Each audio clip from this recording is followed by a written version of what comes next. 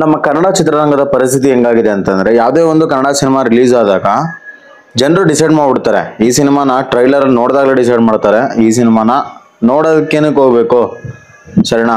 ಏನು ಹಬ್ಬ ಅಂದ್ರೆ ಏನಿರುತ್ತೆ, ಲೈಕ್ ಜನರಿಗೆ ಹೋಪ್ ಹೋಗ್ಬಿಟ್ಟಿದೆ ಅಂತ ನನಗನ್ಸ್ತದೆ. ಬಟ್ ಆದ್ರೂ ಕೆಲವರು ಸಿನಿಮಾನ ಕೆಲವೊಂದು ಕಾರಣಗಳಿಗೆ ನೋಡಕ್ ಬರ್ತಾರೆ.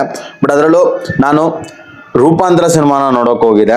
ಅಲ್ಲಿ ಹೋದಾಗ ನಂಗೆ ಒಂದು ಅರ್ಥ ಆಯಿತು, ಕೆಲವೊಂದು ಒಪಿನಿಯನ್ಸ್ ಗೊತ್ತಾಯಿತು. ಲೈಕ್ ಜನರು ರಾಜ್ ಬಿ ಶೆಟ್ಟಿ ಅವ್ರಿಗೋಸ್ಕರ ಬಂದಿದ್ರು, ಕೆಲವರು ಕನ್ನಡ ಸಿನಿಮಾ ಅಂತ ಬಂದಿದ್ರು, ಕೆಲವರು ಯಾರು ಇರಲ್ವಲ್ಲ ಅಂತ ಬಂದಿದ್ರೇನೋ ಅರ್ಥ ಆಯ್ತು ಅನ್ಸುತ್ತೆ. ಈಗ ರೀಸೆಂಟ್ ಆಗಿ ಬಂದಂಥ ಸಿನಿಮಾಗಳು ನೋಡ್ತಾ ಇರ್ಬೇಕಾದ್ರೆ ಖಂಡಿತವಾಗ್ಲೂ ಒಂದಲ್ಲ ಒಂದು ಹೊಸ ಪ್ರಯತ್ನಗಳು ನಡೀತಿದೆ ಅಂತ ಒಂದು ಅರ್ಥ ಖಂಡಿತ ಆಗುತ್ತೆ. ಏನಕ್ಕೆ ನಾನು ನೋಡಿದಂಥ ಸಿನಿಮಾ ರೂಪಾಂತರ. ಇದು ಎಷ್ಟೊಂದು ಜನರಿಗೆ ಇಷ್ಟ ಆಗಲ್ಲ. ಸೊ ಅಫ್ಕೋರ್ಸ್ ಇದು ಮಿಥಿಲೇಶ್ ಅವರು ಡೈರೆಕ್ಟ್ ಮಾಡಿರುವಂಥ ಸಿನಿಮಾ. ಬಟ್ ಆದರೆ ಅಡಿಷನಲ್ ಸ್ಕ್ರೀನ್ ಪ್ಲೇ ಮತ್ತು ಕೆಲವೊಂದು ರೈಟಿಂಗು ಮತ್ತು ಡೈರೆಕ್ಷನ್ ಕೂಡ ರಾಜ್ ಬಿ ಶೆಟ್ಟಿ ಅವರು ಈ ಸಿನಿಮಾಗೆ ಹೆಲ್ಪ್ ಮಾಡಿದ್ದಾರೆ. ನನಗೆ ಈ ಸಿನಿಮಾ ನೋಡಿದ್ಮೇಲೆ ನನಗೆ ಏನನ್ಸ್ತು ಅಂದರೆ, ಡೈರೆಕ್ಟರ್ ಒಂದು ಒಳ್ಳೆ ಪ್ರಯತ್ನ ಪಟ್ಟಿದ್ದಾರೆ, ಹೊಸ ಥರ ಪ್ರಯತ್ನ ಪಟ್ಟಿದ್ದಾರೆ. ಸಣ್ಣ ಒಂದು ಹೈಪರ್ ಲಿಂಕ್ಡ್ ಸ್ಟೋರಿ ರೈಟಿಂಗಲ್ಲಿ ಪ್ರಯತ್ನ ಪಟ್ಟಿದ್ದಾರೆ. ನನ್ನ ಒಪಿನಿಯನ್, ಸಿನಿಮಾನ ಮಾಡಿ ಸರಿನಾ, ಈ ತರ ಹೊಸ ಪ್ರಯತ್ನಗಳು ಮಾಡಿ ಇನ್ನೂ ಒಳ್ಳೇದು. ಎಲ್ಲರೂ ಇಷ್ಟಪಡುವಂತ ಸಿನಿಮಾ ಮಾಡಿ ಸರಿನಾ. ಇದನ್ನ ಪೇಷನ್ಸ್ ಇರೋರು ಖಂಡಿತವಾಗ್ಲೂ ಇಷ್ಟಪಡ್ತಾರೆ. ಲೈಕ್ ಒಂದು ರಿಯಾಲಿಟಿ ಬೇಸ್ಡ್ ಸಿನಿಮಾಗಳನ್ನ ನೋಡೋರು ಖಂಡಿತ ಇಷ್ಟಪಡ್ತಾರೆ. ಬಟ್ ಆದ್ರೆ ಈಗಿನ ಕಾಲದ ಜೆನ್ ಝಿ ಈ ಸಿನಿಮಾಗಳು ನೋಡಕ್ಕೆ ಬರಲ್ಲ, ಅರ್ಥ ಮಾಡ್ಕೊಳಕ್ಕೂ ಆಗಲ್ಲ. ಅವ್ರಿಗೆ ಏನಂದ್ರೆ ಕಂಟೆಂಟ್ ಬೇಸ್ಡು ಮತ್ತೆ ಈಗಿನ ಟ್ರೆಂಡ್ ಬೇಸ್ಡ್ ಸಿನಿಮಾಗಳು ಬೇಕು. ಬಟ್ ಆದ್ರೆ ಈ ಸಿನಿಮಾ ಒಂದು ಒಳ್ಳೆ ಮೀನಿಂಗ್ಫುಲ್ ಆದಂತ ಸಿನಿಮಾ. ಬಟ್ ಆದ್ರೆ ಯಾರು ಖಂಡಿತವಾಗ್ಲೂ ಇದನ್ನ ನೋಡಲ್ಲ ಸರಿನಾ. ಕೆಲವರು ರಾಜ್ ಬಿ ಶೆಟ್ಟಿ ಅವ್ರಿಗೋಸ್ಕರ ಹೋಗಿ ನೋಡ್ದಂಗೆ ನಾನು ಲಿಟ್ರಲಿ ರಾಜ್ ಬಿ ಶೆಟ್ಟಿ ಅವರಿಂದ ಒಂದು ತುಂಬಾ ದೊಡ್ಡ ಮಟ್ಟದಲ್ಲಿ ಎಕ್ಸ್ಪೆಕ್ಟೇಷನ್ ಮಾಡ್ತಾ ಇದ್ದೀನಿ. ಬಟ್ ಯಾವಾಗ ಅವರು ಎಕ್ಸ್ಪೆಕ್ಟೇಷನ್ಸ್ಗೆ ರೀಚ್ ಆಗ್ತಾರೆ ಅಂತ ನನಗೆ ಗೊತ್ತಿಲ್ಲ.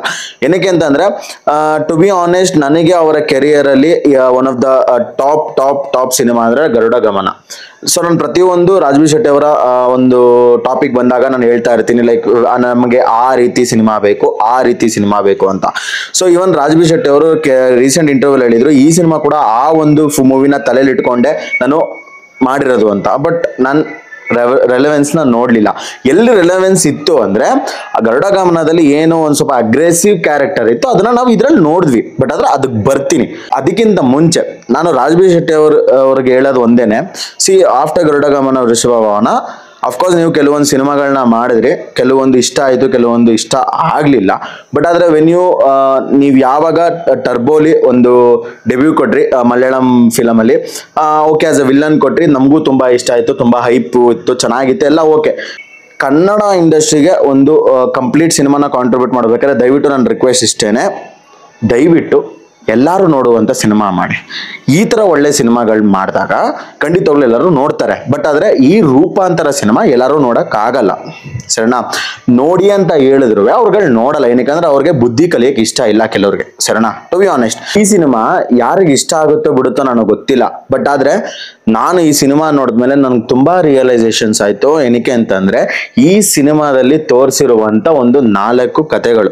ಸೊ ಸಿನಿಮಾ ಸ್ಟಾರ್ಟ್ ಆಗದೆ ಒಂದು ಫ್ಯೂಚರ್ ಟೈಮ್ ಲೈನ್ ಅಲ್ಲಿ ಒಂದು ಜೀವ ಉಳಿಸ್ಕೊಳ್ಳೋಕೋಸ್ಕರ ಒಂದು ಕತೆ ಹೇಳೋದ್ರಿಂದ. ಬಟ್ ಅದು ಸ್ವಲ್ಪ ಸ್ಲೋ ಆಗಿದ್ರು ಕೂಡ ಏನೋ ಒಂದು ಕ್ಯೂರಿಯಾಸಿಟಿ ಬಿಲ್ಡ್ ಮಾಡಿತ್ತು, ಅದಂತೂ ನಿಜ. ಈ ಸಿನಿಮಾದ ಒಂದು ಅಜ್ಜಿ ಮತ್ತು ಅಜ್ಜನ ಬಾಂಡಿಂಗು, ಅವರ ಒಂದು ಲೈಫ್ ಸ್ಟೈಲು, ಲೈಕ್ ಅದೊಂದು ಎಮೋಷನ್ನ ತುಂಬ ಚೆನ್ನಾಗಿ ಕನ್ವೆ ಮಾಡಿದ್ದಾರೆ. ಅದು ನಂಗೆ ತುಂಬ ಇಷ್ಟ ಆಯಿತು. ಮತ್ತು ಈ ಒಂದು ಬ್ಯಾಡ್ ಹ್ಯಾಬಿಟ್ಸ್ಗೆ ಅಡಿಕ್ಟ್ ಆದರೆ ಯಾವ ಲೆವೆಲ್ವರೆಗೂ ಹೋಗ್ತೀವಿ ಅನ್ನೋದನ್ನ ತುಂಬ ಚೆನ್ನಾಗಿ ತೋರಿಸಿದ್ದಾರೆ. ಅದು ನಂಗೆ ತುಂಬಾ ಇಷ್ಟ ಆಯಿತು. Then coming to the main, ನನಗೆ ತುಂಬ ಫೀಲ್ ಆಗಿದ್ದು ಅಂತಂದರೆ ಒಂದೇ ಒಂದು ಕಾನ್ಸೆಪ್ಟು. ಲೈಕ್ ಇವಾಗ ಏನೋ ಒಂದು ಆರ್ಗ್ಯುಮೆಂಟ್ಗೆ ಎಂಟ್ರಿ ಆಗ್ತೀವಿ, ನಿಮ್ಗೆ ಸಂಬಂಧ ಇರಲ್ಲ. ಬಟ್ ಆದರೆ ಒಂದು ಸಾರಿ ಹೇಳಿದ್ರೆ ಆ ಒಂದು ಆರ್ಗ್ಯುಮೆಂಟ್ಸ್ ಅಲ್ಲಿಗೆ ನಿಲ್ಲುತ್ತೆ ಅಂತಂದರೆ ಒಂದು ಸಾರಿ ಹೇಳೋದ್ರಲ್ಲಿ ಏನೂ ತಪ್ಪಿಲ್ಲ ಅಂತ ನನಗನ್ನಿಸ್ತು.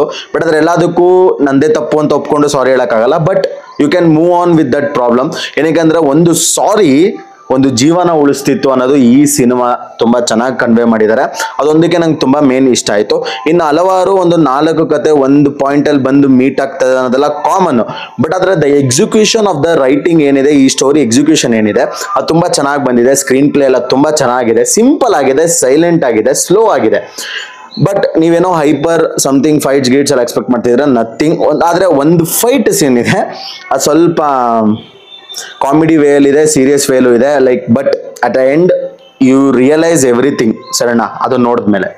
ಈ ಸಿನಿಮಾನ ದಯವಿಟ್ಟು ಹೋಗಿ ಥಿಯೇಟರ್ಸ್ ಅಲ್ಲಿ ನೋಡಿ, ಕನ್ನಡ ಸಿನಿಮಾಗಳನ್ನ ಥಿಯೇಟರ್ಸ್ ಅಲ್ಲಿ ನೋಡಿ. ಸೊ ಬಟ್ ಈ ಮೂವಿಯ ರಿವ್ಯೂ ಇಲ್ಲಿಗೆ ಎಂಡ್ ಮಾಡ್ತೀನಿ. ನಾನು ಜಾಸ್ತಿ ಸ್ಪಾಯ್ಲರ್ಸ್ ಎಲ್ಲ ಕೊಡೋಕೆ ಹೋಗಲ್ಲ, ನೀವು ಹೋಗಿ ಈ ಸಿನಿಮಾನ ನೋಡಿ ಆಗಿದ್ದಾಗ್ಲಿ.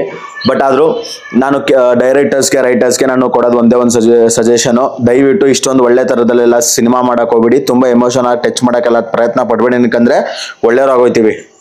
ಲಿಟ್ರಲಿ ಮೂವಿ ನೋಡೋರು ಥಿಯೇಟ್ರಿಗೆ ಬಂದು ಕೂತವರು ಒಳ್ಳೆಯವ್ರು ಆಗ್ಬಿಡ್ತಾರೆ. ಹೇಳ್ತಾ ಇದ್ದೀನಿ ಬೇಡ, ಏನಕ್ಕೆ ಅಂತಂದರೆ ಈ ರಿಯಾಲಿಟಿನ ಯಾರು ಸಹಿಸ್ಕೊಳಕ್ಕಾಗಲ್ಲ. ಅದು ಈ ಡಾರ್ಕ್ ರಿಯಾಲಿಟಿ ಅಂತೂ ಚಾನ್ಸೇ ಇಲ್ಲ. ಬಟ್ ಆದರೂ ಗುಡ್ ಎಕ್ಸ್ಪೆರಿಮೆಂಟ್. ಬಟ್ ಅಂದರೆ ಲೈಕ್ ಒಂದು ನ್ಯೂ ಟೈಪ್ ಅಲ್ವಾ, ಯುನೀಕ್ ಟೈಪ್ ಅಲ್ವಾ, ಚೆನ್ನಾಗಿತ್ತು.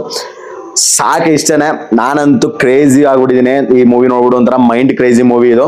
ಬಟ್ ಆದರೂ ನಗ್ನಗ್ತಾ ಇರಿ ಅಂತ ಹೇಳ್ತಾ ಈ ಸಿನಿಮಾನ ನೋಡಿ, ಹಲವಾರು ಸಿನಿಮಾಗಳನ್ನ ನೋಡಿ. ಜನ್ಮಕ್ಕೆ ಹೋಗೋ